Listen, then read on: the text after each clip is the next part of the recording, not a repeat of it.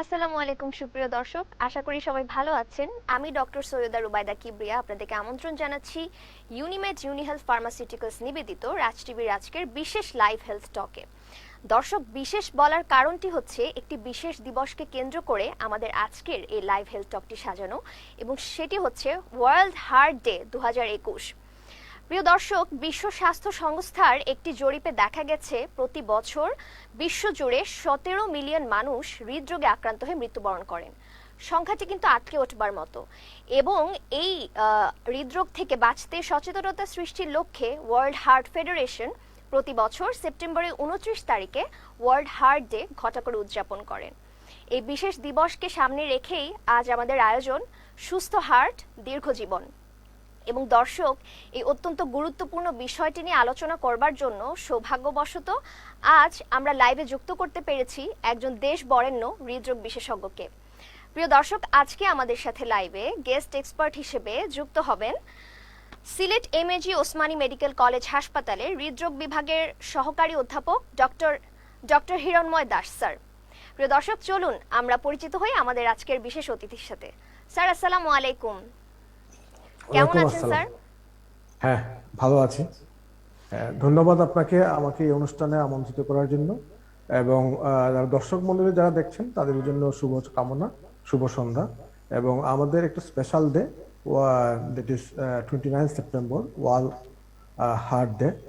আমাদের হৃদরোগের ঝুঁকি কমানোর জন্য আমরা অ্যাওয়ারনেস ক্যাম্পেইন করি, সেই জন্য সবাইকে শুভ সন্ধ্যা। এই অনুষ্ঠান দেখার জন্য সবাইকে আমন্ত্রণ। স্যার, আপনাকে অসংখ্য ধন্যবাদ এবং কৃতজ্ঞতা জানাতে চাই, কারণ আপনাদের এত ব্যস্ততম সময়ের মধ্যেও আপনি আমাদের দর্শকদেরকে এই বিশেষ দিবসে সচেতন করবার লক্ষ্যে আমাদের সময় দিয়েছেন, তার জন্য অসংখ্য ধন্যবাদ। ধন্যবাদ আপনাকেও। প্রিয় দর্শক, পরিচিত হলাম আমাদের বিশেষ অতিথির সাথে। আজকে আমরা কথা বলবো হৃদরোগের যত রকম বিস্তারিত সমস্যা আছে এবং এর থেকে পরিত্রাণ পাবার উপায় কি। সুতরাং আপনাদের আজকের এই বিষয় সংক্রান্ত যত ধরনের প্রশ্ন আছে আমাদের লাইভ সেশনের কমেন্ট বক্সটি আপনাদের জন্য সম্পূর্ণ উন্মুক্ত করে দেওয়া আছে। নামের সাথে বয়স উল্লেখ করতে অবশ্যই ভুলবেন না। নাম এবং বয়স উল্লেখ করলে আপনাদের সমস্যাগুলো জানান। প্রিয় দর্শক, আমাদের আজকের এই লাইভটি সরাসরি একযোগে সম্প্রচারিত হচ্ছে রাজ টিভির অফিসিয়াল ফেসবুক পেজ এবং ইউনিমেড ইউনিহেলথের ফেসবুক পেজ থেকে।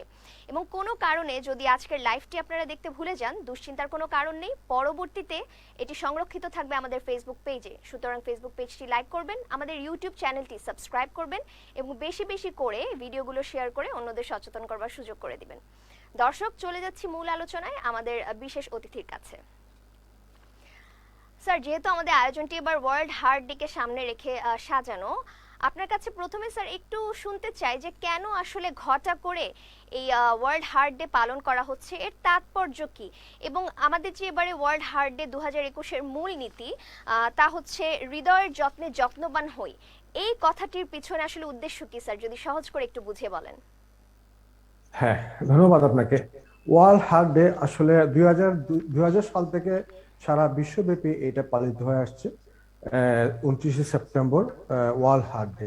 ওয়ার্ল্ড হার্ট ডে পালিত হওয়ার একটা ইম্পর্টেন্ট কারণ হলো জনগণের মাঝে হার্টকে সুস্থ রাখার জন্য অ্যাওয়ারনেস প্রোগ্রাম, যেটা গণ সচেতনতামূলক প্রোগ্রাম। কারণ দেখা যাচ্ছে যে ডে বাই ডে, দিন দিন আমাদের পৃথিবীতে, সারা পৃথিবীতেই এই হার্টের ডিজিজের প্রকোপ বেড়ে যাচ্ছে। একটা গবেষণা দেখা গেছে প্রতি বছর পৃথিবীতে অ্যারাউন্ড 17 মিলিয়ন, দ্যাট ইজ প্রায় 1,70,00,000 মানুষ মৃত্যুবরণ করছেন হার্টের কোনো না কোনো সমস্যার কারণে। সো আমাদের জনগণ যদি, আমরা যদি হার্টের অনেকগুলো রোগী আছে যেগুলো আমরা সচেতন হলে সহজেই এটা প্রতিরোধ করা যাবে। সো এই প্রতিরোধটাই আসলে একটা ইম্পর্টেন্ট অ্যাসপেক্ট, যে আমরা হৃদরোগ প্রতিরোধ করব। এই প্রতিরোধের জনগণকে সচেতনতার জন্যই আমাদের ওয়ার্ল্ড হার্ট ডে 29 সেপ্টেম্বর পালন করা। এবং এই দিনটির মাধ্যমে আমরা সারা পৃথিবীব্যাপী আমরা জনগণকে বলতে চাই যে আমাদের হৃদরোগ প্রতিরোধ করার এখনই সময়। আমরা হৃদরোগ প্রতিরোধ করব যাতে আমরা আর মৃত্যু হার কমিয়ে আনবো। So world Heart day 29 September আমাদের হৃদরোগ প্রতিরোধের ক্ষেত্রে একটা গুরুত্বপূর্ণ ভূমিকা পালন করবে। আমরা তাতে জনগণকে উদ্বুদ্ধ করতে পারবো যে হৃদরোগ প্রতিরোধযোগ্য, এবং সেই প্রতিরোধের মাধ্যমে আমরা হৃদরোগ থেকে জয় করব। অসংখ্য ধন্যবাদ স্যার আপনাকে। স্যার, হৃদরোগ নিয়ে জানবার আগে আপনার কাছে একটু জানতে চাই মানবদেহে হৃৎপিণ্ডের কাজ কি, কেন এই অঙ্গটি আসলে এত গুরুত্বপূর্ণ? হ্যাঁ, হ্যাঁ, মানব দেহে আমাদের দেহে পাঁচটি অঙ্গ খুবই গুরুত্বপূর্ণ। তোর মধ্যে আমাদের হার্ট, যেটা হৃদযন্ত্র, সেটা খুবই গুরুত্বপূর্ণ। সেই হার্ট ছাড়া আমাদের এক মুহূর্ত চলবে না। আমাদের দেহে হার্টকে সুস্থ রাখতেই হবে। এই হার্ট আমাদের দেহের অন্যান্য যত অঙ্গ প্রত্যঙ্গ আছে সবাইকে সুস্থ রাখে। সবাইকে এই হার্ট আমাদের রক্তনালীর মাধ্যমে তাদের অন্যান্য অঙ্গ প্রত্যঙ্গে খাবার বা নিউট্রিশন সাপ্লাই দেয়, অক্সিজেন সাপ্লাই দেয়। সেই অক্সিজেন ছাড়া আমাদের অন্য কোনো অঙ্গ প্রত্যঙ্গ বেঁচে মানে ভায়াবল থাকবে না, ভালো থাকবে না। কাজে হার্টকে সুস্থ রাখলেই আমাদের অন্যান্য অঙ্গ প্রত্যঙ্গ অনেকাংশে আমরা সুস্থ রাখতে পারবো।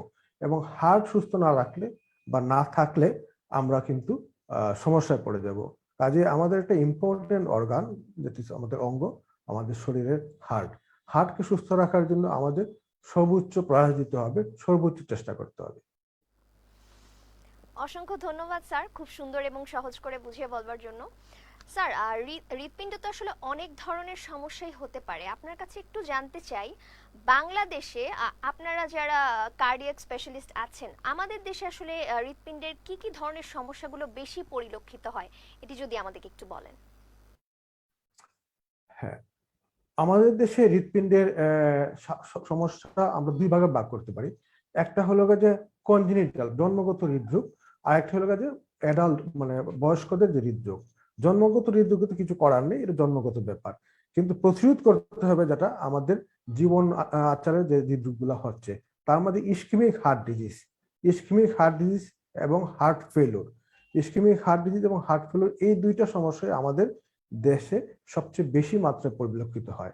এবং ইসকেমিক হার্ট ডিজিজ থেকেও হার্ট ফেলিওর, পরবর্তীতে হার্ট ফেলিওর ডেভেলপ করে। সো ইসকেমিক হার্ট ডিজিজটা প্রিভেন্টেবল এবং এটা খুবই সহজেই আমরা প্রতিরোধ করতে পারি। তো ইসকেমিক হার্ট ডিজিজ প্রিভেন্ট করলে আমরা হার্ট ফেলিওর অধিকাংশ ক্ষেত্রেই প্রিভেন্ট করতে পারবো, প্রতিরোধ করতে পারবো। এছাড়া আরো অনেকগুলা হৃদরোগ আছে, সেগুলা আসলে আপনার খুব একটা বেশি মাত্রা আমাদের দেশে বা পৃথিবীতে পরিলক্ষিত হয় না। মেনলি ইসকেমিক হার্ট ডিজিজ, যেটা হার্ট অ্যাটাক বলে আমরা পরিচিত। হার্ট অ্যাটাক হয়ে যাচ্ছে, রুগী হার্ট অ্যাটাক নিয়ে আমাদের হাসপাতালে আসছেন। সেই হার্ট অ্যাটাকটা, ইসকেমিক হার্ট ডিজিজটা সহজেই আমাদের কিছু নিয়মকানুন মেনে আমরা প্রতিরোধ করতে পারবো। আজকে এই 29 সেপ্টেম্বর ওয়ার্ল্ড হার্ট ডেতে আমাদের মেনলি ইসকেমিক হার্ট ডিজিজটাকে আমরা প্রতিরোধ করার জন্য সবাইকে, জনগণকে উদ্বুদ্ধ করছি বিভিন্ন তাদের বিভিন্ন অ্যাক্টিভিটিস, তাদের খাদ্যাভ্যাস, জীবন আচরণ, এগুলোর মাধ্যমে। অসংখ্য ধন্যবাদ স্যার। দর্শক, আমরা কিন্তু ইতিমধ্যে অনেকগুলো গুরুত্বপূর্ণ তথ্য পেয়ে গিয়েছি। আপনারা আমাদের সাথে লাইভে সংযুক্ত হয়ে স্যারকে সরাসরি প্রশ্ন করতে চাইলে অবশ্যই নাম এবং বয়স উল্লেখ করে লাইভ সেশনের কমেন্ট বক্সে জানাবেন। আমরা আজকে সুস্থ হার্ট এবং দীর্ঘজীবন নিয়ে আলোচনা করছি, এবং আমাদের আজকের এই চমৎকার আয়োজনটির সায়েন্টিফিক পার্টনার ইউনিমেড ইউনি হেলথ, নলেজ পার্টনার টেলকার্ডিস। স্যার, আপনি তো অনেকগুলো হৃৎপিণ্ডের সমস্যার কথা বললেন, আপনার কাছে একটু জানতে চাই সাধারণত কোন বয়স বা লিঙ্গ ভেদে আসলে কারা এই হৃদরোগের ঝুঁকিতে বেশি থাকেন, এটা যদি আমাদের একটু বলেন। হ্যাঁ, আমরা আমাদের হৃদরোগের ঝুঁকি, যেটা ইসকেমিক হার্ট ডিজিজ বা হার্ট ফেলিওর, এই হৃদরোগ, সেই হৃদরোগের ঝুঁকিতে কারা আছেন, ঝুঁকিপূর্ণ আমাদের জনগোষ্ঠী ইয়ে করতে হবে, বাছাই করতে হবে। এবং আমাদের জনগণকে উদ্বুদ্ধ হতে হবে যে কারা ঝুঁকিতে আছেন।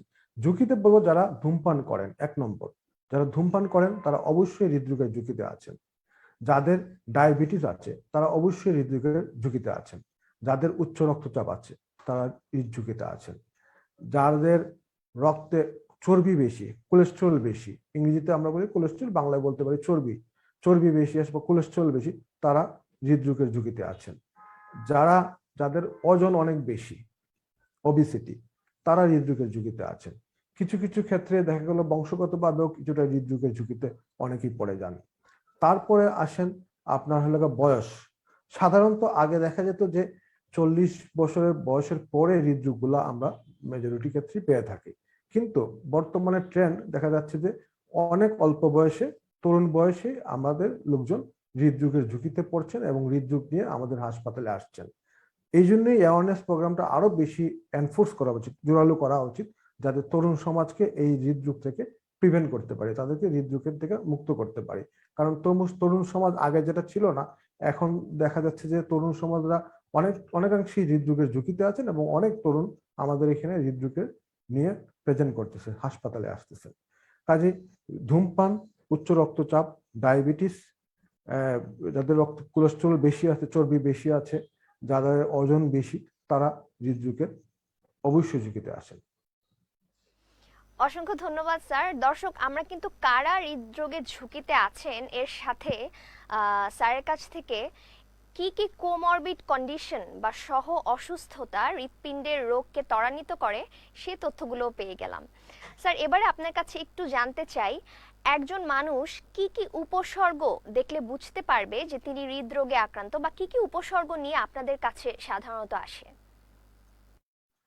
হ্যাঁ, একজন মানুষ সাধারণত তাকে কিছুটা ইয়ে করতে হবে যে যদি কোনো লোক বা কোনো পার্সন, মেল হতে পারেন, পুরুষ হতে পারেন, অথবা স্ত্রী হতে পারে, মহিলা হতে পারে, উনি যদি দেখেন যে ওনার কিছুক্ষণ হাঁটার পরে বা পরিশ্রম করার পরে ওনার বুকে ব্যথা হচ্ছে, এবং ধরুন কিছুক্ষণ হাঁটলেন, ওনার বুকে চাপ হচ্ছে বা ব্যথা হচ্ছে, অথবা উনি কয়েকটা সিঁড়ি, দুতলা বা তিনতলা বা চারতলা উঠলেন, ওনার বুকে ব্যথা হচ্ছে অথবা বুকে চাপ চাপ অনুভব করছেন।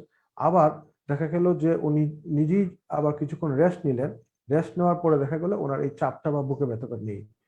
সেক্ষেত্রে উনি অবশ্যই ডক্টরের কাছে যাবেন, যে ওনার হৃদরোগ হওয়ার সম্ভাবনা খুবই বেশি।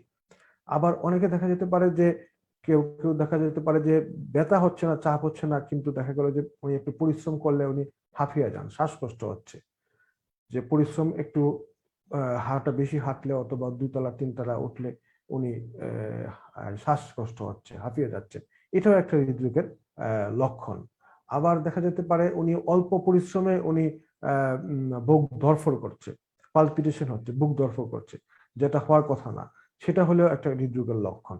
এই লক্ষণগুলো বললাম মানে স্টেবল কন্ডিশনে, দীর্ঘমেয়াদী হৃদরোগে।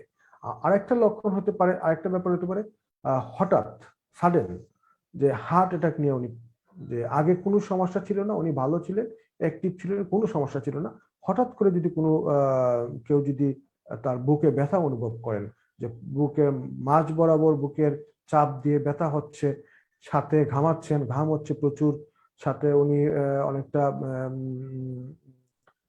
ফিল করছেন, উনি ভালো ফিল করতেছেন না, মাথা ঘুরাচ্ছে, ঘাম হচ্ছে, বুকের ব্যথা অনেকক্ষণ যাবত হচ্ছে, মোর দেন 15 to 20 মিনিট যাবত বুকে ব্যথা হচ্ছে, যেটা আগে কোনো সময় হয় নাই, তাহলে এটা একটা ইন্ডিকেট করে যে ওনার হার্টে অ্যাটাক হয়েছে বা হার্ট হৃদরোগ হয়েছে। তো এই জিনিসগুলো যদি উনি ফিল করেন, তাহলে অবশ্যই সাথে সাথে ডক্টরের কাছে যাবেন বা হাসপাতালের ইমার্জেন্সিতে যাবেন, যে উনি টেস্ট করিয়ে নেবেন যে ওনার হৃদরোগ হয়েছে কিনা। অ্যাকুট অ্যাটাক হলে তো অবশ্যই।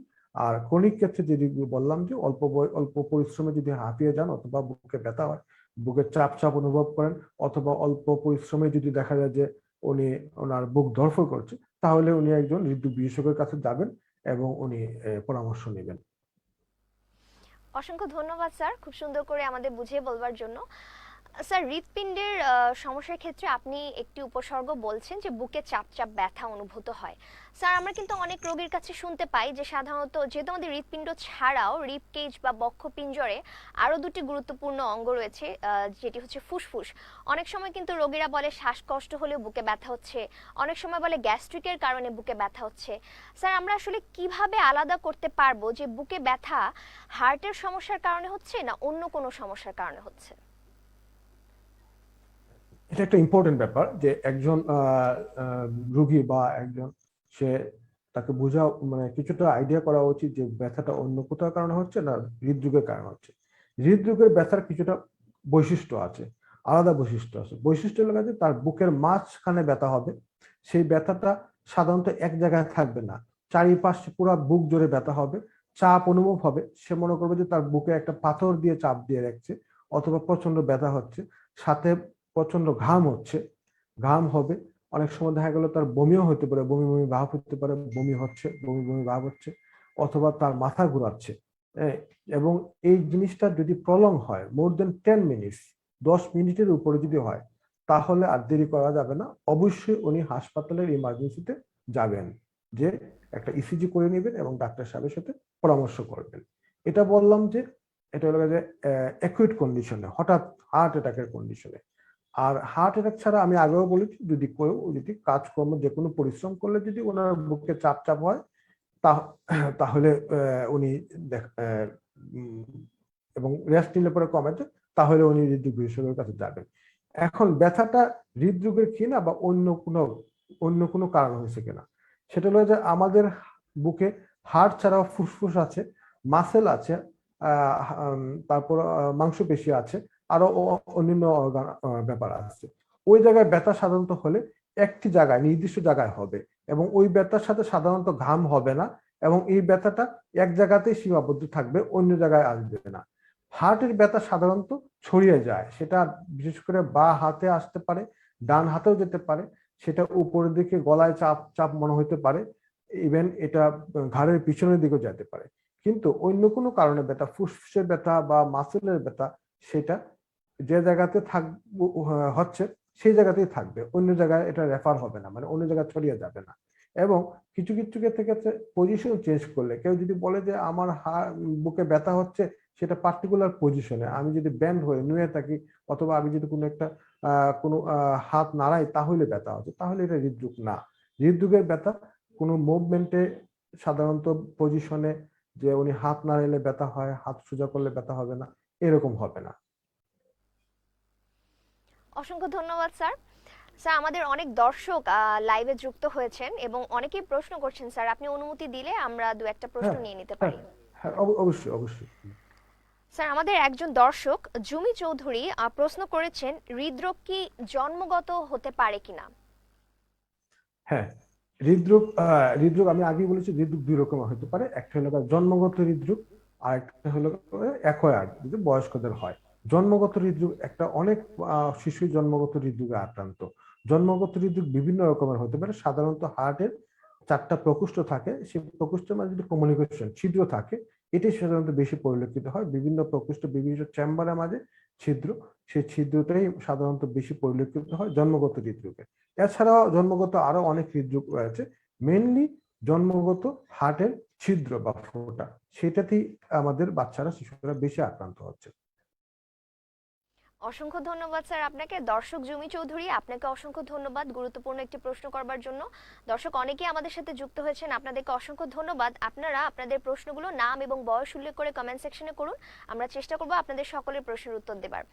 স্যার, আপনার কাছে একটু জানতে চাই, হার্ট ফ্রেন্ডলি ফুড বা হৃৎপিণ্ডকে ভালো রাখবার জন্য আসলে কি কি খাবার আমরা খেতে পারি এবং কি কি খাবার আসলে আমরা বর্জন করব, এটি যদি একটু বলেন আমাদেরকে। হ্যাঁ, প্রথম কথা হলো আমরা বর্জন করব, আমরা ধূমপান করব না। 1 নম্বর, ধূমপান করা যাবে না। ধূমপান হৃদরোগের 1 নম্বর রিস্ক ফ্যাক্টর বা 1 নম্বর শত্রু। ধূমপান করা যাবে না। অতিরিক্ত চর্বি জাতীয় খাবার খাওয়া যাবে না, চর্বি জাতীয় খাবার পরিহার করতে হবে। এবং সল্ট, লবণ, টেবিল সল্ট, এক্সট্রা সল্ট খাবো না, আমরা লবণের পরিমাণ কম খাবো। 3টা জিনিস পরিহার করব, অতিরিক্ত লবণ খাবো না, অতিরিক্ত চর্বিযুক্ত খাবার খাবো না, ধূমপান পরিহার করব। এই 3টা জিনিস পরিহার করব। এখন আমরা কি খাবো? আমরা সুষম খাবার খাবো, পুষ্টিকর খাবার খাবো। খাবারে আমাদের একটা পোরশন থাকতে হবে ভেজিটেবল, থাকতেই হবে। ভেজিটেবল যত বেশি পরিমাণ সবুজ শাকসবজি খাবেন, আপনার বডি ভালো থাকবে, হার্ট ভালো থাকবে, দেহ ভালো থাকবে। পাশাপাশি ফলমূল খেতে হবে, ফ্রেশ তাজা ফলমূল আপনার হৃৎপিণ্ডকে সুস্থ রাখবে। এবং চর্বিযুক্ত খাবার খাবেন না। আরেকটা জিনিস খাবারের পাশাপাশি যেটা ইম্পর্টেন্ট, যে প্রতিদিন আপনি ব্যায়াম করবেন। নিয়মিত শারীরিক ব্যায়াম হৃৎপিণ্ডকে সুস্থ রাখে। আপনি কমপক্ষে প্রতিদিন 30 থেকে 40 মিনিট হাঁটবেন, আপনার হৃৎপিণ্ড সুস্থ থাকবে।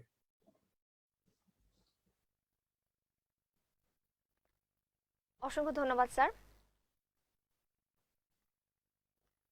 দর্শক, আমরা এখন ছোট্ট একটা বিরতি নিব। বিরতির পরে আমরা খুব দ্রুতই ফিরে আসছি, কোথাও যাবেন না, আমাদের সঙ্গেই থাকুন।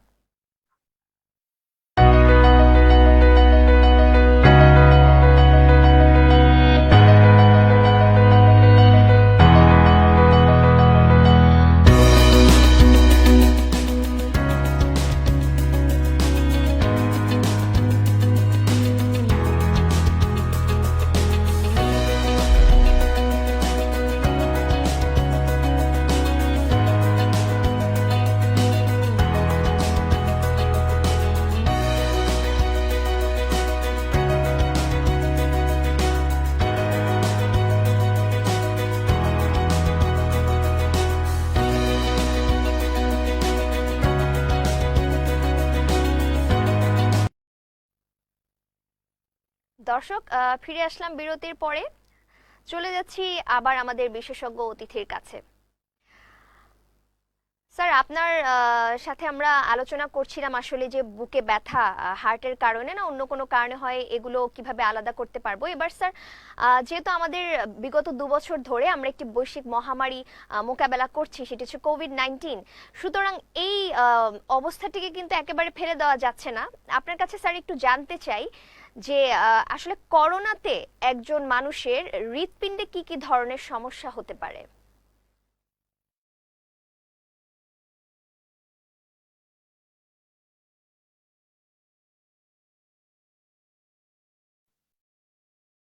হ্যালো।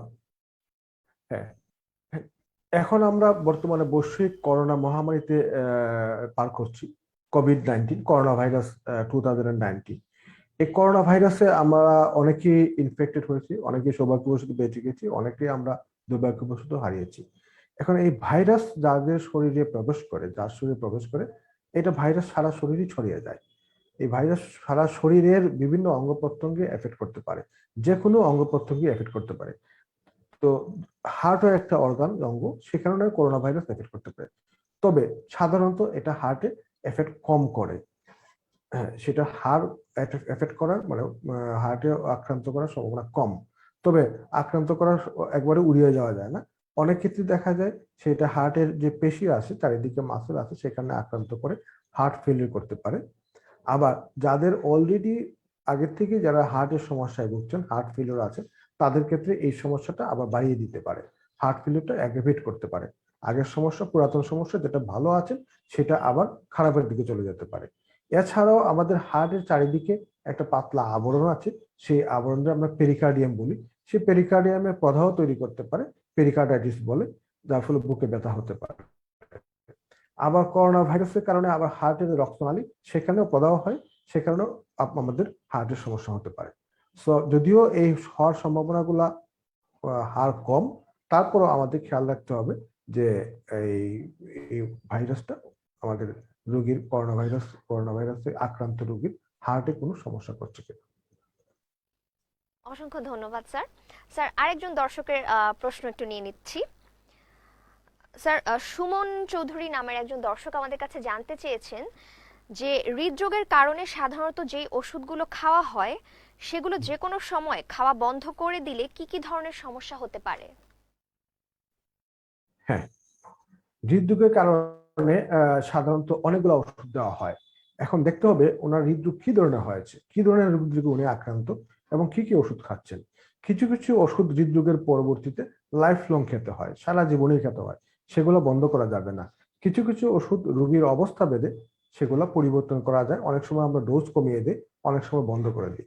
কাজেই ডাক্তারের বিশেষজ্ঞ পরামর্শ ব্যতীত কোনো ওষুধ বন্ধ করবেন না, কোনো ওষুধ চালুও করবেন না। ওনার পরামর্শ ব্যতীত কি কি ওষুধ আপনি কি ধরনের রোগে ভুগতেছেন এবং কি কি ওষুধ আপনার সারা জীবন চলবে, সেগুলো দেখে নেবেন। এবং কি কি ওষুধ আপনাকে কতদিন খেতে হবে, এবং নিয়মিত ডাক্তারের ফলো আপে থাকবেন।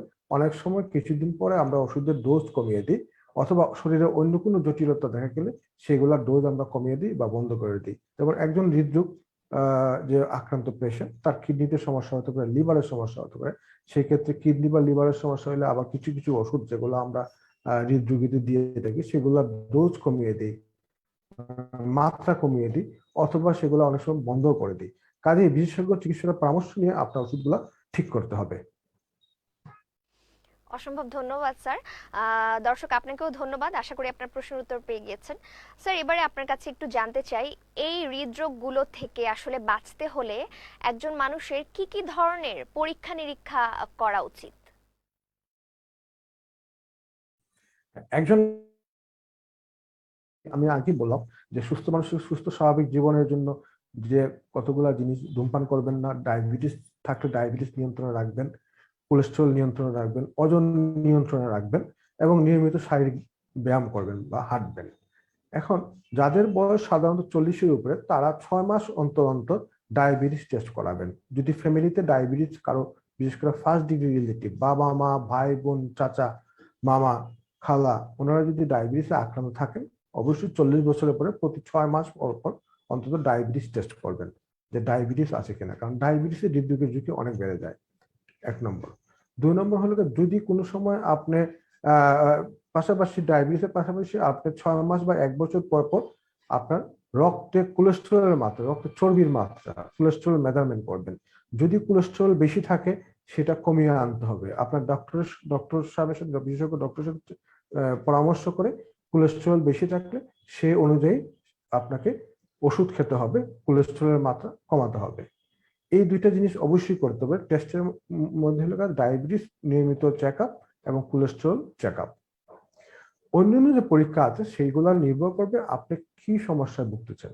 যদি হার্টের ব্যথা হয়, পরিশ্রম করলে ব্যথা হয়, রেস্ট নিলে কমে যায়, অথবা হঠাৎ করে ব্যথা হচ্ছে, তাহলে ইমিডিয়েটলি আমরা কিছু পরীক্ষা করি, যেমন ইসিজি করি, আমরা রক্তের কিছু পরীক্ষা করি, হার্টের সিরাম ট্রোপোনিন আই, এবং ক্ষেত্র বিশেষে আমরা হার্টের আল্ট্রাসাউন্ড, ইকোকার্ডিওগ্রাম করে থাকি।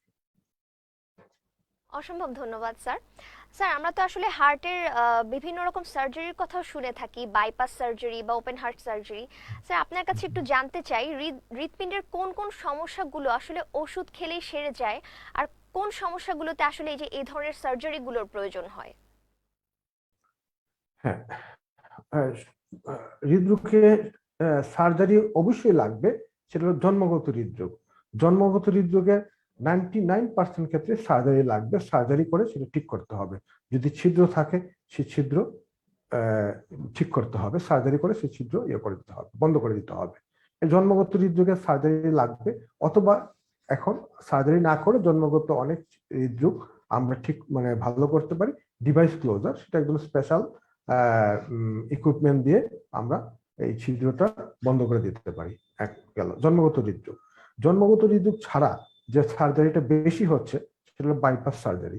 সেটা হলো ইসকেমিক হার্ট ডিজিজ, যাদের রক্তনালী, হার্টের চারিদিকে যে বিভিন্ন রক্তনালী আছে সেই রক্তনালীতে কোলেস্টেরল জমা হয়ে সেই রক্তনালী সরু হয়ে গেছে অথবা বন্ধ হয়ে গেছে, সেগুলো আবার নতুন করে আবার চালু করার জন্য বাইপাস সার্জারি করা হয়।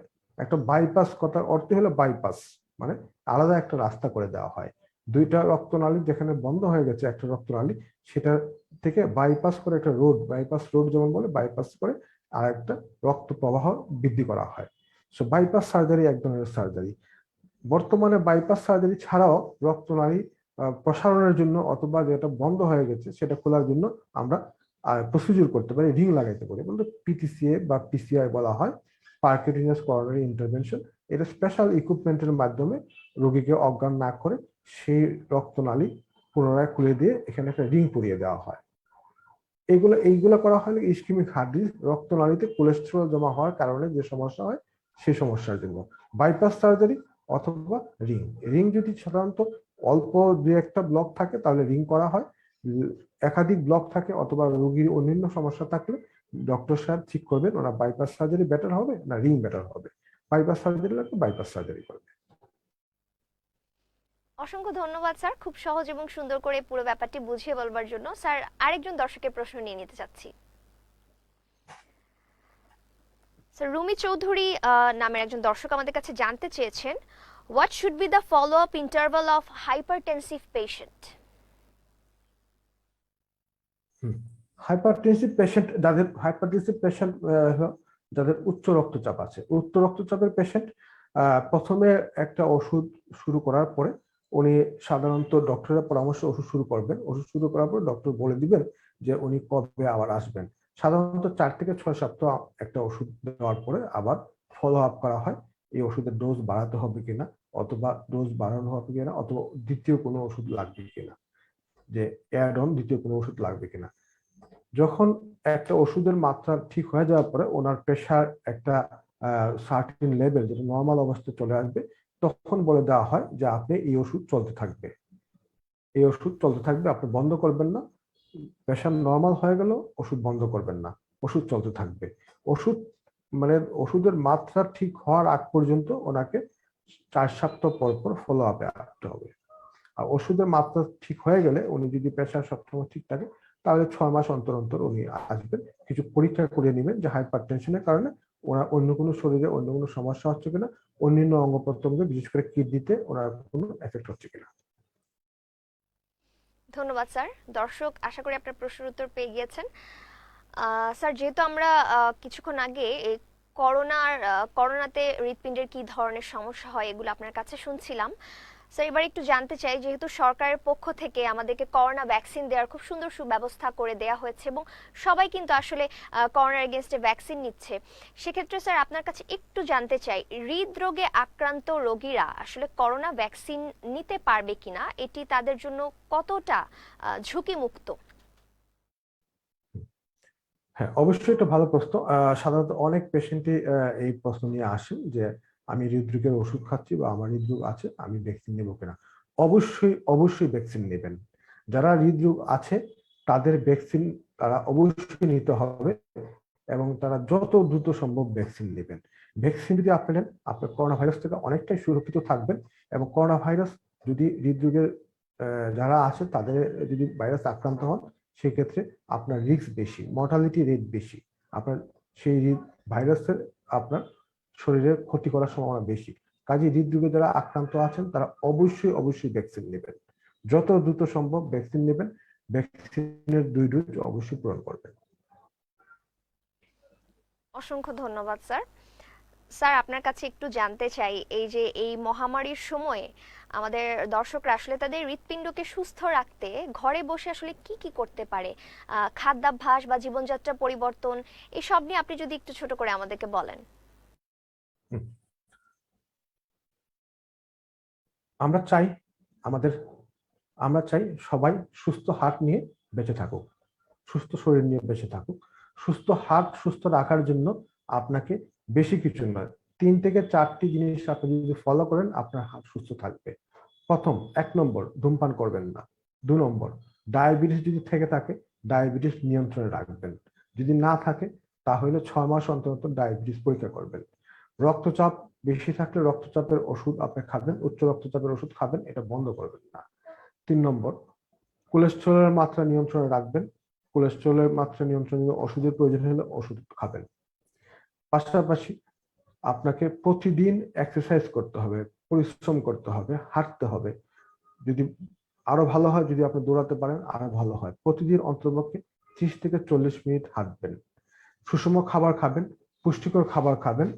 জাঙ্ক ফুড, অতিরিক্ত চর্বি জাতীয় খাবার খাবেন না। পর্যাপ্ত পরিমাণে আপনি রেস্ট নেবেন এবং ঘুমাবেন। দৈনিক 6 থেকে 8 ঘন্টা ঘুমাবেন। অতিরিক্ত ঘুম আবার ভালো হবে না, কারণ অতিরিক্ত ঘুমে আপনার ওজন বেড়ে যাবে। ওজন বেড়ে গেলে সেটা আবার ডায়াবেটিস টেনে আনবে এবং হৃদরোগের ঝুঁকি বাড়িয়ে দিবে। অসম্ভব ধন্যবাদ স্যার আপনাকে। স্যার, এই বিশেষ দিবসটিকে সামনে রেখে আজকের এই সুস্থ হার্ট দীর্ঘ জীবনের মাধ্যমে আপনার কাছ থেকে অত্যন্ত গুরুত্বপূর্ণ তথ্য আমরা হৃৎপিণ্ড এবং হৃদরোগ সম্পর্কে পেয়ে গেলাম, এবং কিভাবে আসলে এই হৃদরোগ থেকে আমরা বাঁচতে পারি, কি করে প্রতিকার করতে পারি, আপনি খুব সহজ এবং সুন্দরভাবে আমাদের দর্শকদের উদ্দেশ্যে বুঝিয়ে বলেছেন। স্যার, আপনার কাছে একটু জানতে চাই, কেমন লাগলো আমাদের আজকের এই আয়োজনটি? হ্যাঁ, আমার আমার ভালো লাগবে, আরো ভালো লাগবে যদি দর্শক মন্ডলী আমি যে কথাগুলো বললাম সেগুলা জীবনে মেনে চলেন, আপনার হার্টকে সুস্থ রাখেন। আমরা চাই আপনার হার্ট সুস্থ থাকুক, আপনি সুস্থ থাকেন। সো আপনাকে অবশ্যই এই যে কথাগুলো বললাম সেগুলা জীবনে মেনে চলবেন, আপনার হার্ট অবশ্যই ভালো থাকবে। পরিশেষে বলবো, 29 সেপ্টেম্বর ওয়ার্ল্ড হার্ট ডেতে শুধু শুধু একদিনের জন্য এগুলো আমরা মানবো না। আমরা সারা জীবনের জন্য যে কথাগুলো বললাম যে হার্ট সুস্থ রাখার জন্য কি করব না করব সেগুলো অবশ্যই মেনে চলবো। সবাই সুস্থ হার্ট নিয়ে বেঁচে থাকুক, সেটাই আমরা চাই। অসম্ভব ধন্যবাদ স্যার, আপনাকে অসংখ্য ধন্যবাদ জানাতে চাই এই দীর্ঘ সময় আমাদের সাথে থাকবার জন্য। স্যার, আপনার এই ব্যস্ততম সময় থেকে আমাদের আজকে সময় দেবার জন্য অসংখ্য ধন্যবাদ, এবং আগামীতে এরকম কিছু গুরুত্বপূর্ণ বিষয় নিয়ে আলোচনা করবার জন্য আপনার সাথে আবার যুক্ত হতে পারবো এই প্রত্যাশা রাখি এবং রাজ টিভির পক্ষ থেকে। স্যার, আমাদের এই আয়োজনটি আজকে ইউনিমেড ইউনি হেলথের পক্ষ থেকে ছিল, আপনি যদি রাজ টিভির উদ্দেশ্যে কিছু বলেন স্যার। ধন্যবাদ আপনাকে, এবং ধন্যবাদ রাজ টিভিকে আমাকে এই প্রোগ্রামে আমন্ত্রণ জানানোর জন্য। ধন্যবাদ জানাচ্ছি ইউনিমেড ইউনি হেলথ যারা এই সুন্দর প্রোগ্রামটা আয়োজন করেছেন, এবং অনেক ধন্যবাদ জানাচ্ছি যারা দর্শক মন্ডলী যারা এই আমার এই অনুষ্ঠানটা দেখছেন। এবং আরো খুশি হব এই যে আপনারা সুস্থ হার্ট নিয়ে বেঁচে থাকুন এবং এই জন্য সুস্থভাবে জীবনযাপন করেন। সবাইকে অসংখ্য ধন্যবাদ। স্যার আপনার কাছে একটু জানতে চাই, আপনি তো আমাদের পরামর্শ দিয়েছেন, যারা স্যার মানে শেষ বক্তব্য হিসেবে যারা হৃদরোগে আক্রান্ত আছেন, হার্ট রোগীদের জন্য আপনি স্পেশাল স্যার কিছু পরামর্শ যদি একটু দেন। স্পেশাল পরামর্শ হলো আমাদের যে 29 সেপ্টেম্বর এই বছরে সারা পৃথিবীতে হৃদয়ের যত্নে যত্নবান হই, এই একটা স্লোগানে আমরা এই দিবসটি উদযাপন করছি।